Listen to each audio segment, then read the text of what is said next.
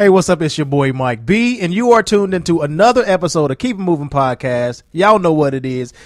I am joined today with my lovely co-host, Novelty. Woo! Oh, you're excited? Of course. I might make it through the show without getting talked about. No, never that.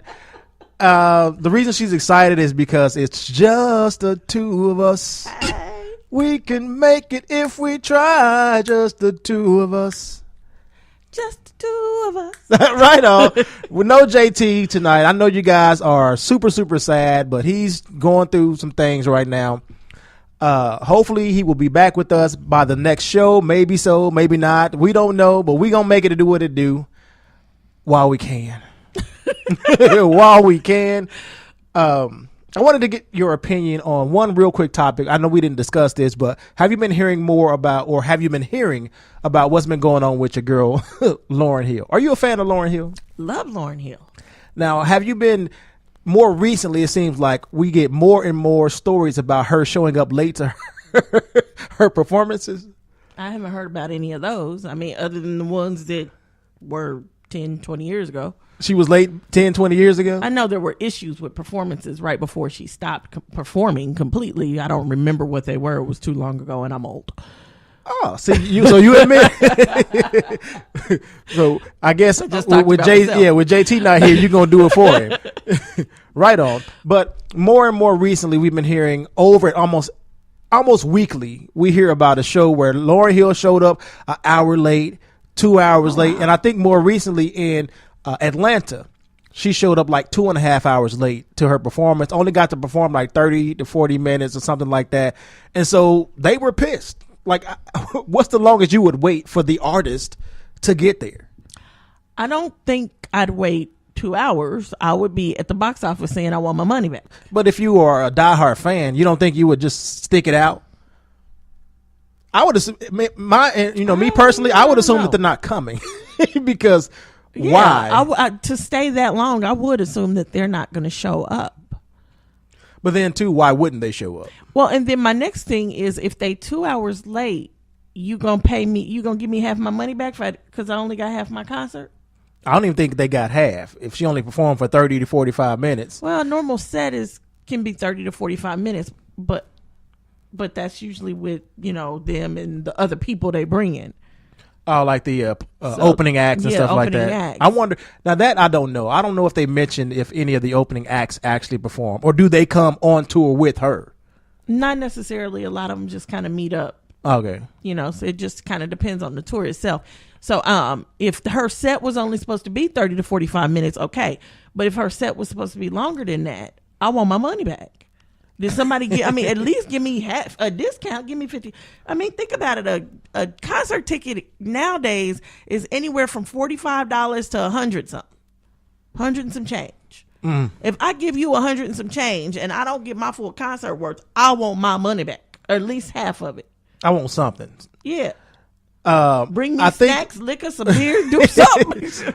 I think with the Atlanta performance that she showed up late to, for some reason I remember seeing online where those residents were offered their money, but I don't think in other cities that was an option, and it became such a big deal that she had to go. Well, she didn't have to, but she posted something on her Facebook page kind of like letting the fans know what's going on with her.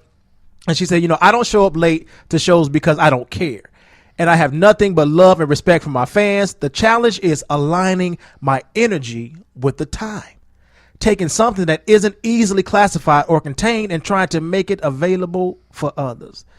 She let us know that, this is a gift that's inside of her that she has to channel in order to be able to perform to the best of her ability, so that you feel something once you leave that performance. Do you buy it? She's kind of always been like that, though. Kind of zen and... Yeah, she's always been like that. And I think that kind of led to her stopping performing in the first place. Her son, after she had her son, she just became kind of part of the world's energy. I mean, and that's just the way she's lived her life ever since then. And I think it slowly started happening when she was with the Fugees. It was a gradual thing for her, but it's not odd for her to say that. That doesn't. Would it be a feasible excuse for you? I still want my money back. Say, yeah, okay, I buy it, I get it, but I still want my money. I want my money back. You say you gonna be somewhere. It's Prince can be Zen. On that timetable. Yeah. Michael Jackson was Zen on that timetable. Especially when you know the time you're supposed to be there. Maybe whatever you got to do, if you're doing some sit-ups, some yoga, whatever, in order to start preparing for this show, maybe start an hour or two earlier than you have been. I feel what she's saying, but I still want my money back. That's Lord have mercy. Now, you had a story about a celebrity. Oh, speaking of Prince, yeah. Yeah. The Kansas City man. Okay. He's in a Colorado maximum security prison for unlawfully transporting firearms. Okay. But he was able to take the time to let somebody know that he believes he is Prince's son. I feel like we've been hearing people come out of the woodworks after Prince passed away. Like, why weren't you guys saying anything when he was alive? That's what doesn't make any sense to me. 30-something odd years old. His mama claims she slept with Prince here in Kansas City. Yes, in the 70s. And this boy is the product of their relationship. Do they show a picture of him? Yeah, they show a picture of him. Does he look like Prince? No, not to me. But the thing is, why would you wait until, I'm going to be honest. I try to do things the right way. You know, I don't have children with men for their money and things like that. But I'm telling you right now, if I came up pregnant with Prince's baby back in 76, I'd have had my hand out for money back then talking about child support. I wouldn't have waited till the man was 31 and he dead and now, because I can get millions, hundreds of millions. Oh, now go claim your dollars. No, I'd have been claiming them dollars a long time ago. I wonder what made the woman, like you said, not say anything earlier, and what made him keep this information for all that time. I just think the line. Now I believe that too, but because it doesn't make sense. It doesn't make sense to not claim when the man was alive, to at least not say I had Prince's baby when he was alive. I could see if this was somebody who claimed they had Prince's kid and Prince denied it, and now that he was dead, they still claim it. I could see that. But this is some unheard of. This fool, Carlin Q. Williams, in jail for throwing some firearms. Are you kidding But this is probably his only time to be like known, like somebody's talking about me. Everybody know his stupid butt right now. Yeah. And everybody know he in the maximum security prison. But he could be in jail because he had a gun on him that wasn't registered, and he went to a different state. Some states don't play that, and so maybe he had more than one gun, so they called it transporting, like he was about to sell. Would they put him in maximum security? Hey, you a threat? He sounds black. He is black. Exactly. You know how they look at us. We threats. That's what they say. Speaking of, that ties into the next story with this dumbass George Zimmerman. And for some reason, the Bible says that you shouldn't hate. Okay. I hate this guy. I hate this dude because it takes more energy to hate than to not care. But okay, what did he do this time? Well, he more recently has been making headlines because he's trying to auction off the gun that he used to shoot down Trayvon Martin, calling it like a piece of American history. And it's just so insensitive. It's so braggadocious. He's just a total douchebag that I don't understand how or why he's still alive right now. It's a special place right beside Satan for him. I think Satan is like, man, he looking at George Zimmerman like, bro, you play too much. You play too damn much. Like, I wouldn't even play those games. And the fact that, there are people out there because of the racial climate in America and almost, around the world, more so in America, since Trump has been, spewing the hatred that he's been spewing, you get more and more people who are basically outspoken with their racism. We understand that he wasn't convicted, George Zimmerman, but that doesn't mean that he didn't commit a crime. Right. No. True. And the fact that just because you got off because 12 people decided or was convinced, that, we can't put him in jail. And I don't think he got off because 12 people. I think he got off because according to the law of that state, that's how it fit in, the law of that state. And when you read the actual law itself, did he commit a crime against that law? And maybe he did not commit a crime against that law. I think he did. He just convinced people otherwise. I don't know. His lawyers was able to convince people otherwise. The way the law is, it just depends on how the way the law was written. And to my understanding, the way the law was written, maybe he didn't commit a crime against that law. But that doesn't mean it wasn't a crime. And that doesn't mean that the law itself needed to be changed. Because, we still got books on the laws on the books from the 1800s that just don't make sense there. Mm-hmm. So every once in a while we need to go in and review laws and see if they need to be adjusted. And perhaps that was one of those laws that needed to be adjusted. And at the time he just couldn't get them adjusted. However, it doesn't matter what you did, whether you did it on as an accident or whether you were standing your ground like that law says. It doesn't matter how you were doing it. If you were truly standing your ground, to sit there and try to make money off of that becomes something totally different. You taking a law that says you can stand your ground and you can protect yourself. You've taken protecting yourself now to making money off of that. That's not cool. You making money off of somebody's death. Right. And then it's almost like you're throwing it up in not only America's face, but throwing it up in the face of Trayvon Martin's family. Right. Because they're the ones who were really affected by this whole situation. Well, sell it and I sure hope his family sues you in civil court. But, on the other hand, like you mentioned, he didn't go to jail. He was, acquitted. They said, he didn't commit a crime based on this law. So in his mind, it's my gun. I should be able to do anything I want to with it. So he, tried to auction it off. The first website that he was trying to auction it off to got so much like backlash, so many hits, so much, publicity that they didn't want. They like, hey, we don't want no parts of this bullshit. So they took it down. And, quickly he listed it on another auction site. And I don't know if it's still up for auction, but you start seeing a lot of people start making these bogus bids. And one of the bids got up to like $65 million. Ain't nobody about to pay no $65 million for this bullshit. Right. But it's just people out there, and one of the they were using like bogus names. One of the names that kind of stood out was racist McShootface or something like that. But again, he wasn't convicted. So he wasn't convicted, but like I said, let him sell that gun. Let him make some money off of it. And Trayvon Martin's family needs to sue him in civil court. I mean, think about it. What would be the lawsuit? Convicted. Slander, anything. They can come up with anything. They can sue for loss of life. But they probably already sued the city for that. They can sue him.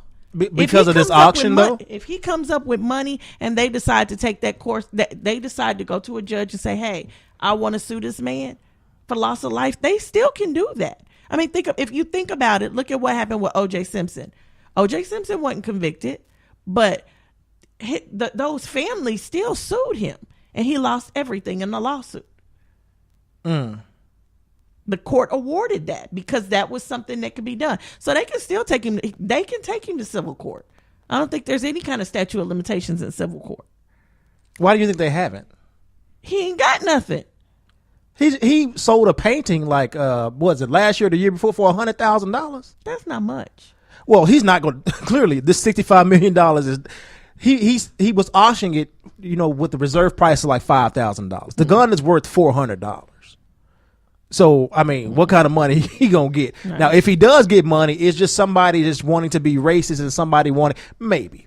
Because somebody could buy it just to destroy it, to get it from him and just destroy it. Because that's what should be done with. I'm tired of talking about this guy.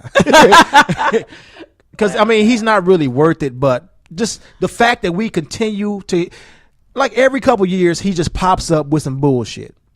But you know what? Every time he pops up with some bullshit, we continue to just run with it. Media plays it out. We get upset about it.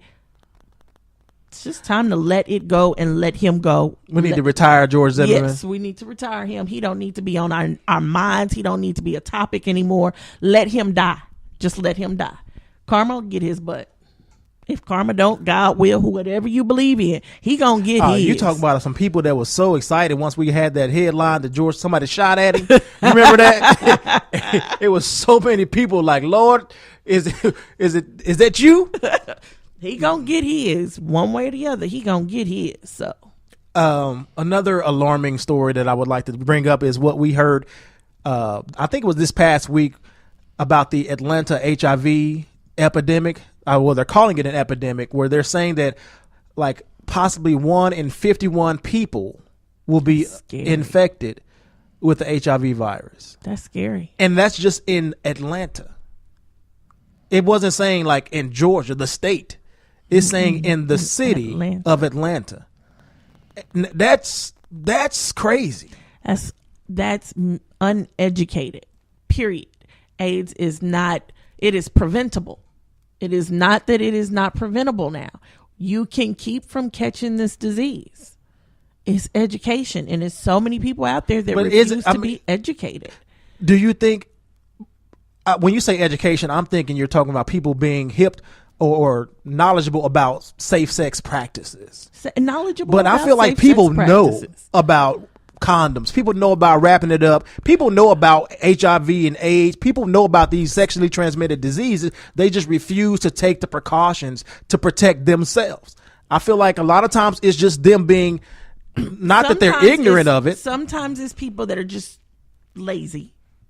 I feel like a lot of times, because especially like the guys that I hear talk about not wanting to use protection when they're having sex with these random girls, it's like it don't feel the same. Statistically, when you look at the statistics, and these are from the CDC, and I'm just going off the top of my head right now. But statistically, Black people are one of the least educated about it. We don't want to talk about it. We're not discussing it. We're not teaching it to our children. We're not passing on the knowledge. And then you still have those guys that it don't feel the same. To me, there's a difference, but I mean, it's not a climax difference. It doesn't prevent you from doing it. Right. The end, I still get to the same end if you know what you're doing. That's all it is to it. If I don't get to that end, you don't know what you're doing. But I don't see the difference like that would make me say, oh no, I'm not going to do it. It might be a difference. It's a slight difference, but my life is more important. And with guys, y'all can kind of tell things a lot faster than a girl. With women, it takes us a lot to figure out something's wrong, because everything for us is internal. Mm-hmm. So it's when internal things start going wrong, and then like, okay, this don't right. This either this don't smell right the same, or this don't feel the same, or something ain't right. And then you go to the doctor and you're like, okay, what's going on? Y'all see a bump and you can say, okay, time to go to the doctor. It's a little different with guys than it is with women. Why do you think it happens so much faster as far as us being able to detect it? Just because y'all's parts are on the outside, ours are on the inside. The second thing is men don't want to go to the doctor. So y'all see a bump and y'all be like, well, we gonna ignore this. We see a bump on y'all's wee-wees. We wonder, what's this? Where you been? We getting ready to drill you. Don't call it wee-wee though. Like we're babies. We're going to drill you to find out what's going on if we see that. So it's about, I mean, I get you might not want to stop the moment, you might, but it's about finding a fun way to get the condom on. I can think of several fun ways to get the condom on. Please do share. No. I do not kiss and tell. But there are a lot of different ways that you can get the condom on. As far as I'm concerned, I'm female. I take birth control and use condoms. One for life, one for death. That's me. And I don't trust you to put it on. I'm going to make sure it's on. Right on. But that's me protecting me. And I mean, no matter what, a lot of guys are not honest about it. You know, especially, I mean, you got to go you to some can't. No, girl and hold say, on. Don't try to just put it off on us. No, and it's a lot of women that aren't honest about it. It's a lot of women that's trying to. Hey, they trying to trap us. We know what y'all trying to do. I'm not even talking about that. I mean, but can you imagine having a conversation? You getting with this girl and y'all feeling everything, and you really into this girl and you like her and you want to be with her, and now you got to explain to her that you got AIDS. Can you imagine having to have that conversation? I mean, think about it. If you had an STD, you had crabs that had to hold off. Did you tell the girl you had them with? Did you tell the girl you was trying to get with hey, we're going to have to wait a few weeks because I got crabs? No, you just kept that to yourself. This is something that ain't going away. This is a discussion that you have to have. Mm-hmm. Who wants to have that conversation? That's a hard conversation.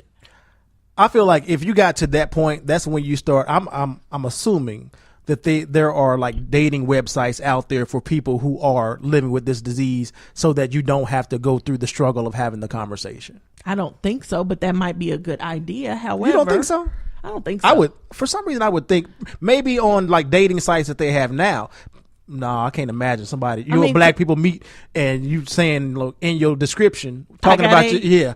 That's see, and you can't ask those questions. That's against HIPAA laws. So that's why I said I doubt it. I feel like you can. Oh, what do you mean? The website can't ask those questions. Yeah. I'm like, if you trying to date somebody, you of course I can ask that question. You know, I can look at you and say, hey, do you have them? But the website can't ask you to reveal that, right? And because of that, there wouldn't be any kind of site like that. So you're basically going out and you meeting people. And so Atlanta's epidemic, the CDC is basing that solely on miseducation. They are not educated. They don't know what they're doing. They're sleeping like normal people sleep. I don't want to say black people sleep differently than any other group. When you say everybody sleep, like have sex, like okay, everybody else has sex like bunnies. It's white people that sleep with multiple people. It's Mexicans that do it. It's Indians. That every race, religion, and culture has sex with multiple people at the same time. You got people in there, so it's not just black people. But when you got, I mean, think about it. You got one guy that has AIDS. He sleeps with this girl. This girl gets AIDS. Now, it can take up to 6 months just to detect it. And sometimes it can lay dormant in the system for 10 years. So if you don't go to the doctor regularly and you don't know you have anything, you think everything is just fine. So now, even if she was with this guy for 3 years, she moves on and goes off with another guy. Mm-hmm. Now, she's got AIDS. She passes it on to him. Or at this time, it's HIV. And this strand is just passing on and on and on through all of these different sex partners. And then even the original person that had it say they never knew, everything was all on the up and up. He was in a relationship with the girl.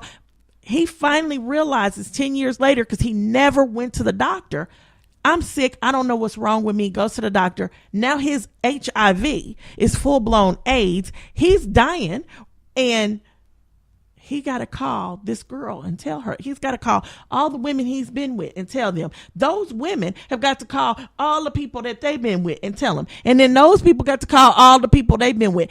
It's not surprising that the numbers can be that high, but it is surprising that in this country, in this day and age, we do not have the knowledge and the education to stop this. And AIDS runs rampant in African American communities. Like full-blown AIDS or the HIV virus? HIV virus. Now, do you think because HIV is no longer like the death sentence that it used to be, that people are, just kind of like whatever at this point? And it's a possibility. That's another thing. It's a possibility. You hear, oh, Magic Johnson got cured of AIDS, so I can sleep with whoever I want. They think it's the ticket in, but you're missing a lot of education. Technically, there is no cure for AIDS. Magic Johnson has not been cured of AIDS. Magic Johnson just no longer seems to be carrying the virus. They can't say why. They don't know if it's going to be like cancer and come back. They don't know what's going to happen. So you're still at a point in time where there's too much unknown to sit up and say, well, I don't have to do nothing.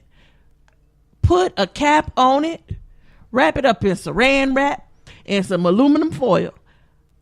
Protect yourself. Just protect yourself. I feel like, people need to be more concerned about themselves, period. And maybe we need to start pushing like, hey, black people, men go to the damn doctor. It's Men, including me. Especially men. Including me. Men do not go. Men refuse to go. But it is so important. It seems like it's I won't say a waste of time, because, that one time you go and you find out you got this wrong and that wrong. Had you came last year, we could have helped you out. But now we're going to have to take your leg, or we're going to have to, some shit like, before it gets to that point, it's important, it's imperative, people, for us to go to the doctor. Check out your body. Get your shit fixed. The other thing is, you got to be honest with yourself. Yeah, I think that's more important than anything.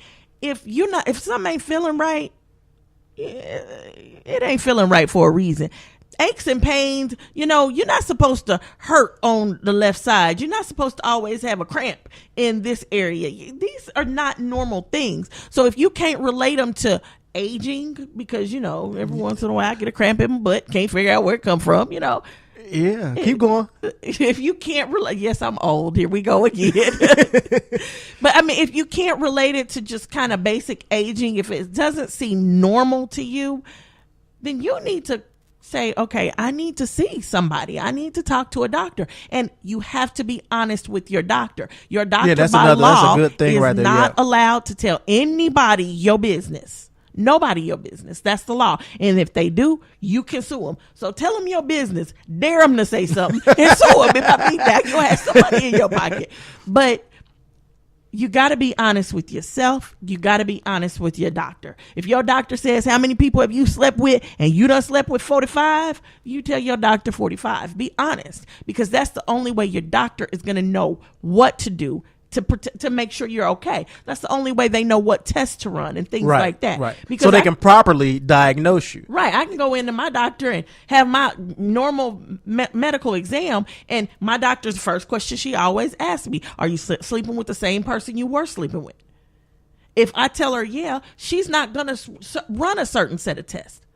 But if I tell her, no, I done slept with Joe and John and Jackie Jean, then she going to say, okay, then we need to run this slew of tests to make sure Joe and John and Jackie Jean ain't done nothing. Right.